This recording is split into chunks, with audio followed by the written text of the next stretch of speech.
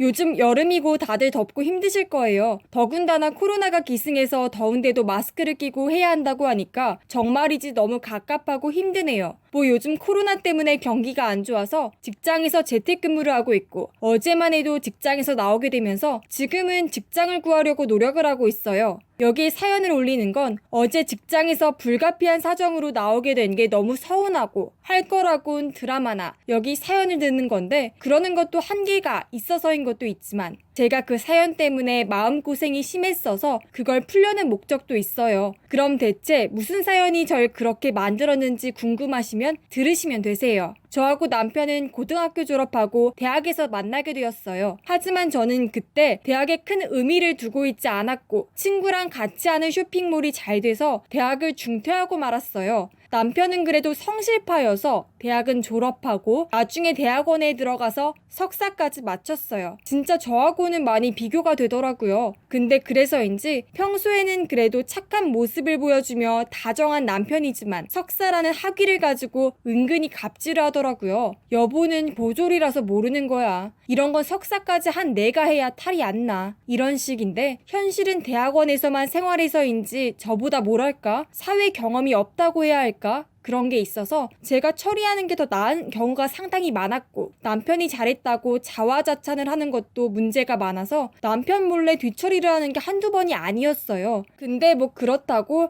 남편한테 뭐라 화를 낸 적이 없는 게 남편이 아주 심하게 학력으로 무시하는 거 말고는 없거든요. 남편은 석사까지 하고 박사까지 하려고 했지만 저하고 곧 결혼을 할 거고 혼수준비 집장만으로 상당히 많은 돈이 필요하니까 박사 과정을 할 염두가 안 나는 거였어요. 그래서 석사까지 졸업하고 처음에는 취직하려고 했지만 자신의 생각과는 달리 석사라고 모두가 받아주는 건 아니라고 하더라고요. 뭐 자기가 공부한 쪽에서는 수요가 너무나 많아서 직장을 구하기가 힘이 들고 관련 분야를 찾아도 다른 사람들이 워낙 쟁쟁해서 늘 떨어지고 말았어요. 그러다 보니 점점 취직을 못하게 되고 결혼을 하고는 저하고 같이 살면서 늘 빈둥거리며 놀고 있는 실정이었어요. 부모님은 대체 왜 그런 아이를 만나냐며 물어보고 그러셨어요. 처음에는 대학원 다닌다고 하니까 아주 척척 박사가 왔구나 하며 좋아하는 부모님이셨는데 남편의 저런 모습을 계속 지켜보니 이제는 다른 남자도 알아보는 것이 어떠냐고 하시더라고요. 시댁도 늘 미안하다며 아들놈이 얼른 정신을 차렸으면 좋겠다고 말을 하더라고요.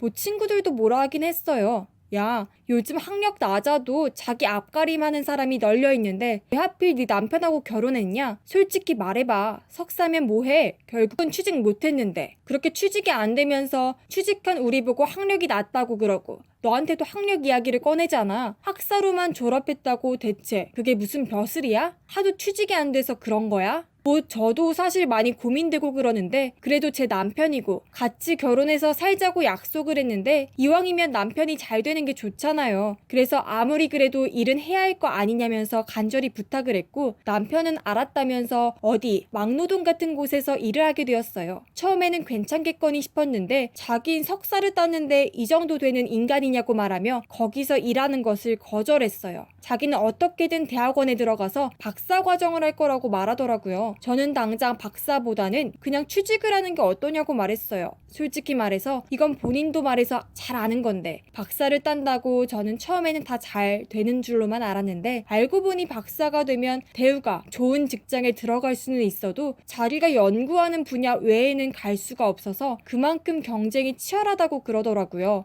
교수라도 되겠다는 남편인데 솔직히 맨날 빈둥거리고 교수가 요즘 해외 대학에서 공부하거나 어디 국제 학술지에 논문을 제출하는 수준 아니면 되기가 힘들다고 말하는데 남편한테는 그러한 노력이 보이지 않았어요. 기껏해야 제가 뭐라 해도 공부하느라 힘든 건데 왜 이러냐고 그러더라고요. 그런 말 들을 때마다 뭐라 하고 싶었지만 그래도 남편이 어느 정도 눈치가 있는지 집안일 정도는 다 하더라고요. 그래서 제가 뭐라 못하는 거예요. 그리고 최근에는 자기가 어디 일자리를 알아보겠다며 막노동이든 무엇이든 해보고 싶다고 말을 해서 제가 드디어 정신을 차렸구나 하고 생각을 했어요. 그렇게 남편이 개과천선을 하는 걸 기대하며 살았지만 저에게 큰 비극이 오게 되었어요. 바로 아버지가 교통사고로 병원에 실려가다가 결국 돌아가시게 한 일이었어요. 그리고 범인은 남편이었어요. 그때 남편은 제 명의로 산 차를 가지고 마실 가려고 한 참이었어요. 마침 그때 아버지가 절 보려고 몸소 오고 있으신 상황이었고요.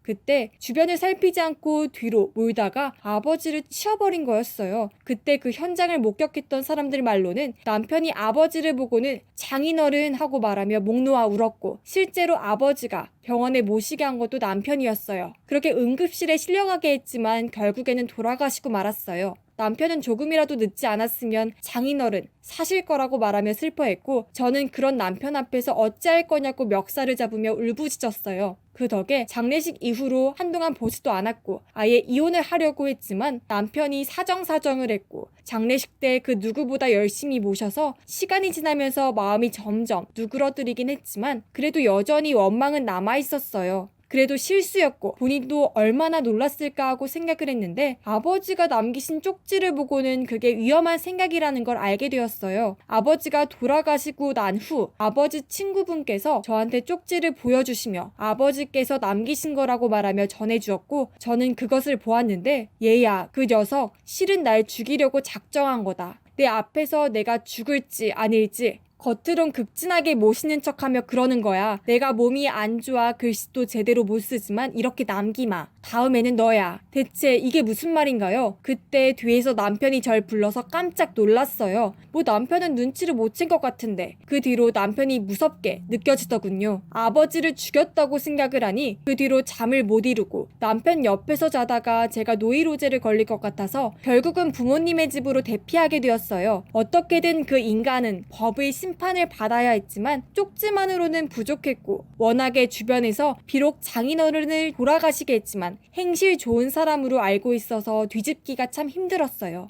하지만 그런 저에게 기회가 왔어요. 제가 목숨 걸고 집에 들어가니까 남편이 반갑다며 밥 차려줄까라는 말에 저는 기겁하며 밖에서 이미 먹었다고 말하고 방에 들어갔는데 웬 일기장이 보이더라고요. 그래서 봤는데, 오늘 난 장인 어른을 돌아가시게 할 거다. 방법은 간단하다. 내가 실수로 한 척하며 교통사고를 내게 할 것이다. 그러면 보험금은 나오겠지. 어차피 장모님한테 사업이니 뭐니로 호강하게 해준다고 달달 볶아서 가로치면 되고, 그동안 살인한 걸 연기를 해서 겉으론 슬퍼하는 것처럼 할 것이다. 어차피 장모님은 오락가락해서 어떻게든 내가 고소당해서 합의금이니 배상금 무는 걸 막아줄 것이다. 장모님한테는 나는 고급 인재니까 그것 때문에 봐주실 것이라고. 저는 이걸 보고 소름이 돋아서 그 다음 페이지를 보는데, 이번엔 내 아내를 어떻게 보낼지 고민을 해보았다. 아내는 자존심이 강하니 이번에는 살해금이 들더라도 주변의 양아치들을 고용해서 아내에게 성폭행을 저지르다가 죽게끔 유도할 것이다. 때리고 고문하다 보면 몸이 약해질 것이고, 나는 억울한 피해자로 행세하며 그 양아치들을 죄질 나쁜 놈으로 몰아서 합의금과 보험금을 탈 것이다. 그리고는 제 어머니한테는 어차피 슬슬 치매가 오는데 기회를 봐서 버려야겠다라는 내용도 일기장에 적혀있더라고요.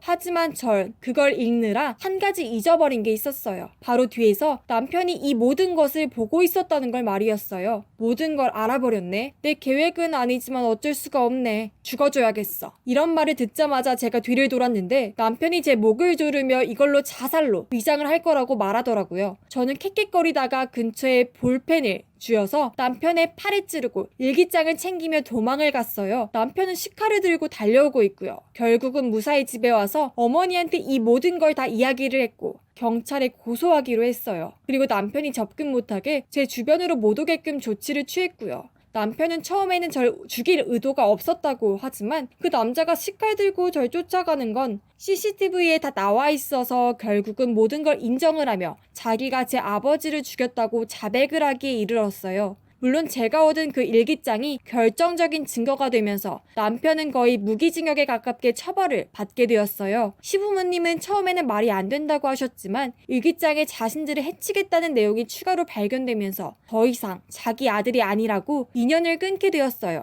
나중에 범행 동기를 밝혔는데 박사과정을 하고 싶어서 그런 거라고 하는데, 그놈의 박사가 뭐라고 하나뿐인 가족들을 죽이려고 한다는 게 어이가 없었어요. 게다가 어디 일할 생각이 없고 아예 거저 먹으려고 사람을 죽여 돈을 챙기려고 했다는 거에 너무 화가 나더라고요. 어찌되었든 남편은 감옥에 있고 저는 거기에 면회를 가지 않았지만 남편 지인분들 중에 면회 간 사람들이 있는데 저한테 미리 저를 죽였으면 들키지 않을 거라고 말한다고 그러더라고요. 진짜 멀리하길 잘했다는 생각이 드네요. 현재는 이혼하고 이혼 소송을 걸고 있고요. 그리고 살해 협박 같은 걸로도 고소를 하고요. 사실 그 일로 저는 정신병을 얻게 되면서 정신병원에 왔다 갔다 했고 회사에 제대로 적응을 하지 못했어요. 그래도 나름 오랫동안 다닌 회사이고 일도 잘해서 괜찮았는데 이번에 코로나로 인해 사정이 안 좋아지면서 나오게 되었어요. 만약에 남편이 그러지 않았다면 제가 이렇게 직장을 그만두어야 했을까요? 그러니 남편이 원망스럽고 무척이나 미웠어요. 저는 이렇게 제 사연을 마무리합니다. 다시는 그런 인간 보고 싶지 않네요. 아직도 제가 정신적인 스트레스가 상당히 있고 아이가 그걸 알면 어찌하나 하는 걱정도 가지고 있어요. 그러니 다들 저처럼 그리 되지 않았으면 좋겠네요. 그럼 다들 코로나